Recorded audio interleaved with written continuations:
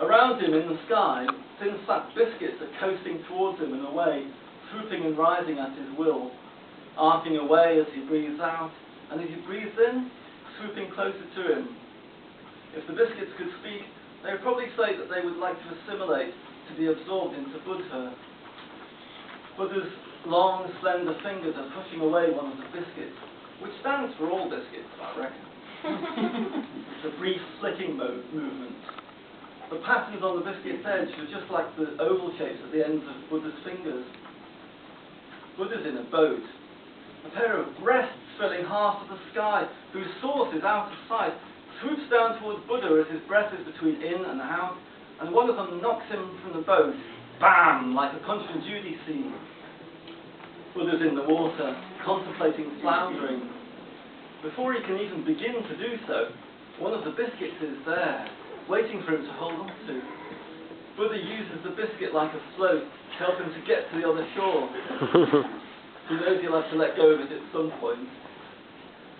Now, you might be relieved to know this is the last one.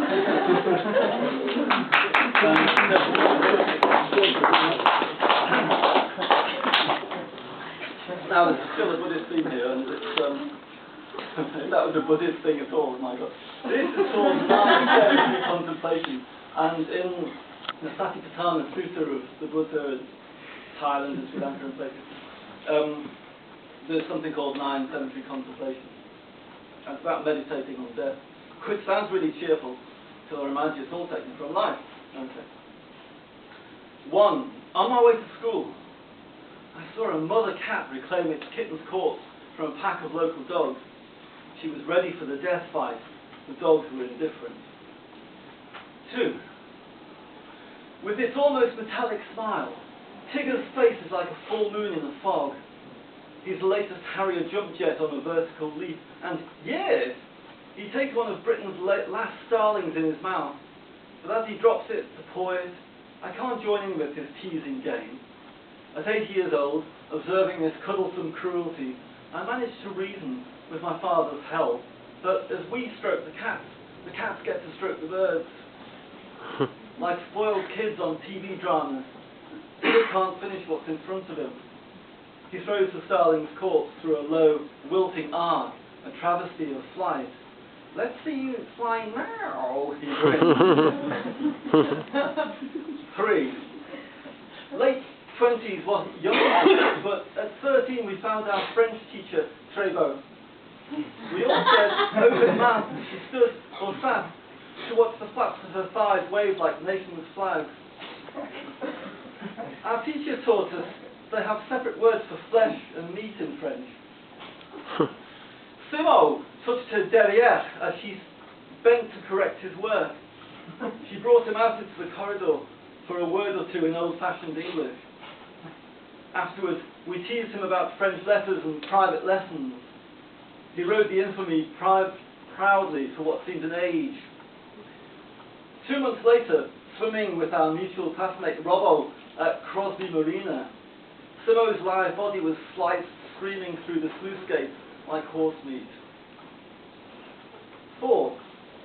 At 15, I was reading Bhagwan Sri Rajneesh and Carlos Castaneda. As you do, Bhagwan said that if you worry about time, you're already dead. The deceased being referred to as late was no coincidence. Castaneda said, your death sits behind your left shoulder. In the right state of mind, you might just be able to glimpse it. In the teabag light of the kitchen, I steeled myself for what might be there. I faltered once or twice before spinning round at eye height with the spice rack. Time. 2 years later, I was rushed into hospital for a car crash, nose correction. I came up out of me just as my blood had, to look down on the handsome nurse, the doctor, and my mother. A voice, my own, said, do you believe in the hereafter? Of course I do, I replied. That's all right then, it said, and I was back among the wounded. 5.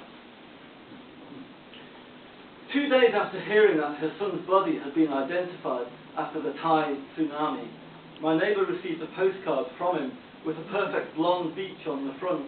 It read, I'm in heaven, I'm having the time of my life. 6.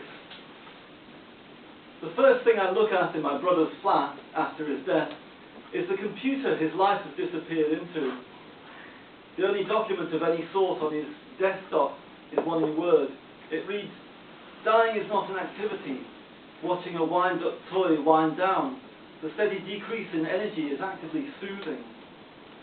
A few days before he died, Jed sent a CD of film loops and trial programs he'd assembled as a Christmas gift. It included, in his own words, instant biorhythm chart, very basic. Brackets, "and I hope mine for the next 10 days is wrong," with an exclamation mark. I looked at Jed's chart. You know biorhythm? I looked at Jed's biorhythm chart. Each of the lines had come to an end. Mental, emotional, physical. 7. I was in Liverpool to visit my father for the last time. I knew the hotel owner had been to the same school as I had. She was 3 years younger. All the people I could name were dead, she said. All those who hadn't gone to university but had stayed on in Seaforth, Waterloo, and even Grace Crosby, which you might gather is a little bit popular. Great. Most had succumbed to the smack epidemic of the early 80s. The Tories were to blame, apparently. 8. I'm looking for a copy of the Bardo Thotrol, the Tibetan Book of the Dead, for my dying father. Each time I arrive at the Buddhist Center bookshop, it's about to close. I need to focus. There are several different versions. Even the least off-putting one will still be the last thing he will read.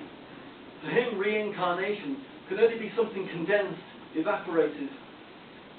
I find one that gets straight to the clear blue light and the white diffuse one. He could still easily reject it as a waste of time. The shop is about to close again, I hear, but I need a little longer. With the clank of keys behind me like blunted bells, I return the book to its shelf and walk towards the door. What I shout echoes around my head. No one hears it. I'll be back. That one on its own originally had a title called Reincarnation, that number 8. Number 9. The Zachary Hospital, Aintree. Horses surge forward on the television screen, breath steaming out their nostrils. With the sound down, I try to discuss my father's impending death with him. This, like meditation, is out of bounds. I mention Tibet and the Book of the Dead. Tibet, he says. Which horse? Ararat horse. What time's he running? 1959. He looks at the clock, incredulous, like, he didn't know they had races on at that time. When my father dies, I sit up all night watching internet animations of the Bardo realm. The soul's race to realise its death and get a good rebirth. Social services ring me after 49 days to say they have a possible placement for my dad's next life. A stable near Haydock Racecourse. Do I think that will be okay, they ask? I tell them I wouldn't bet on it. Cheers, thanks for being great.